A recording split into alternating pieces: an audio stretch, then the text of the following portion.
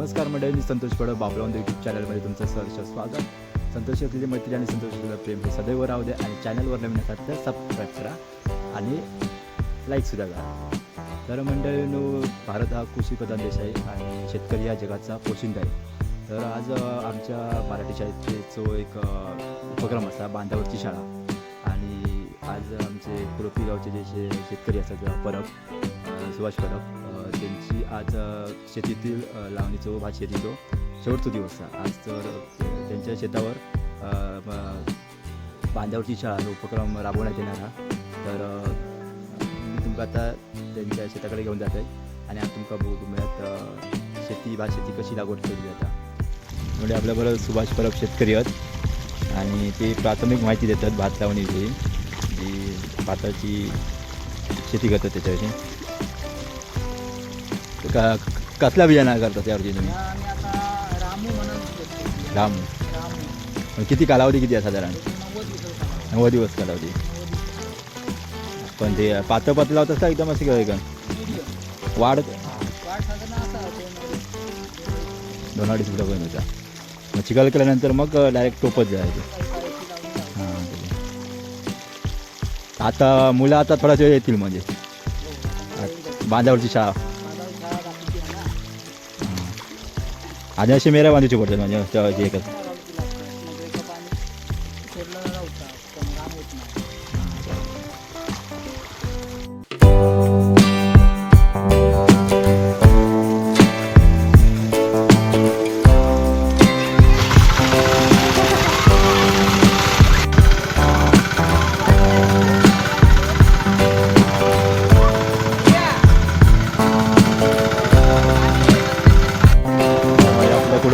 सर्व मुलं आणि शिक्षक, अंगणवाडीची बाई सर्व आता लावणीला सुरुवात करतात.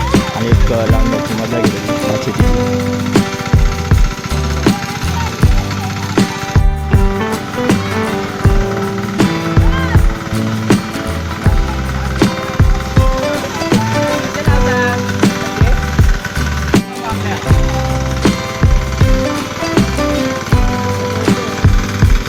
चार कोपरेत अजून.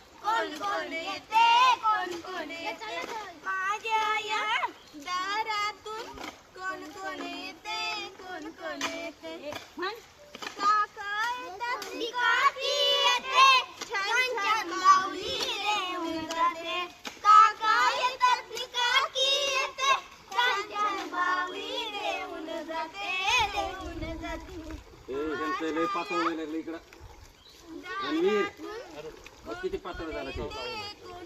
पाण्याकर पाणी पाणी शेत माझ लय तनील चात कावानी.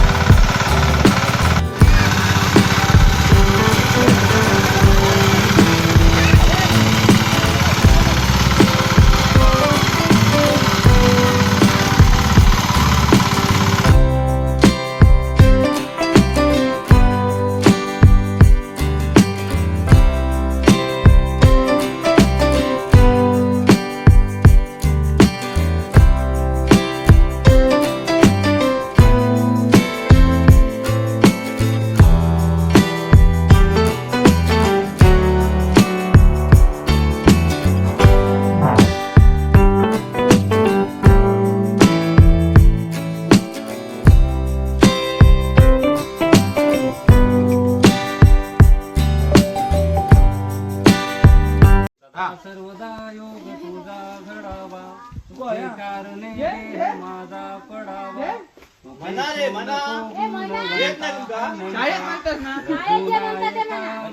नेहेची आता बोला पुंडली गोरवारी विठ्ठल काय पुढं म्हणताय?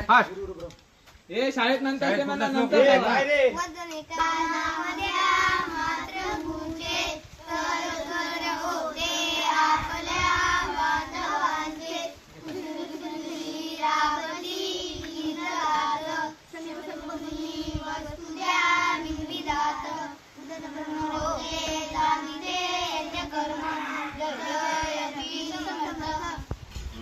तर मंडळी आपल्यासोबत आता बरोबर आहेत शिक्षण समितीचे अध्यक्ष महेश परब, माजी पोलीस पाटील आनंद पडवळ आणि आपल्या शाळेचे शिक्षक वर्ग आणि सर्व कुडोपीचे ग्रामस्थ.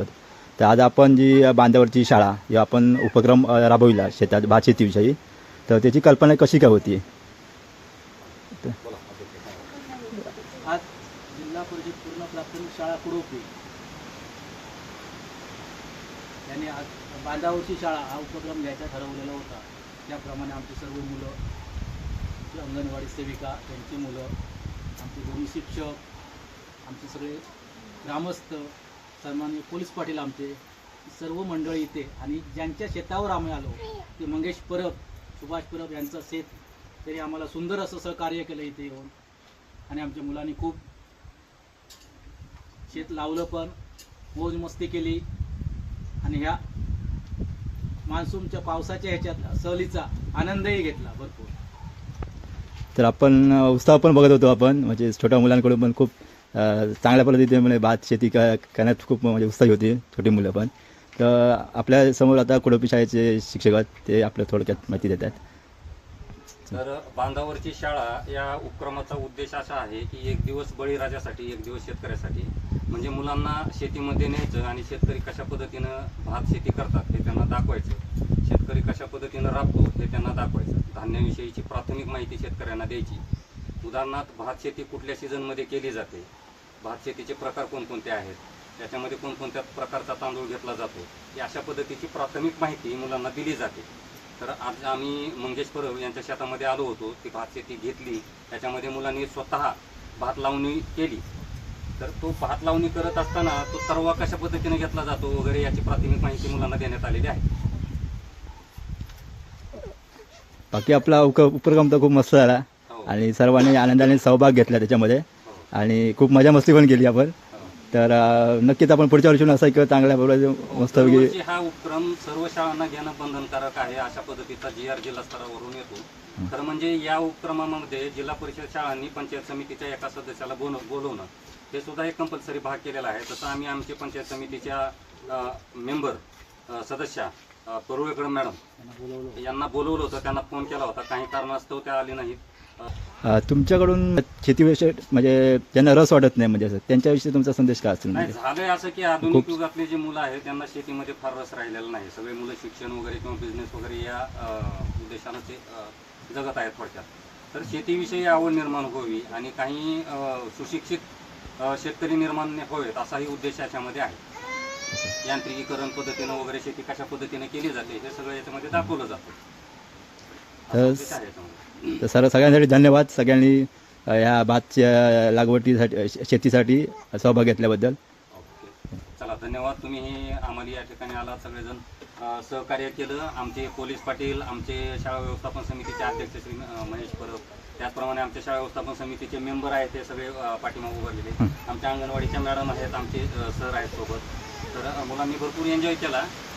दरवर्षी अशाच पद्धतीने सगळे शेतकरी आम्हाला सहकार्य करत असतात. एकंदरीत सांगायचं झालं तर कुडोपी गावातला प्रत्येक ग्रामस्थ हा शाळेसाठी म्हणजे आवडीनं सहकार्य करत असतात. त्यामुळे त्यांचे पुन्हा एकदा आभार व्यक्त करतो. धन्यवाद. तर मग छोट्यांनी पण खूप मजा केली भात शेती करताना. तर तुम्हाला कसं वाटलं भात शेती कर आणि खूप मजा केलास आणि शिकलात का म्हणजे भात शेती कशी करतात ते? हो ना. कशाची शेती केली आज? काय लावलं तुम्ही शेतामध्ये? भात लावला. भाताची लागवड. जरा मोठी आहे. मी एक शिक्षकांचा मुलगा हा आणि आम्ही आज भात शेती केली, एन्जॉय केला आणि परत पाण्यासोबत खेळलं खायला काय दिलं? आणि खायला पावभाजी होता. आणि ट्रेलर पण चालवला. तर मंडळींनो, असेच नवीन नवीन शेतीविषयक गावातील व्हिडिओ पाहण्यासाठी चॅनलला लाईक, सबस्क्राईब आणि शेअर करा.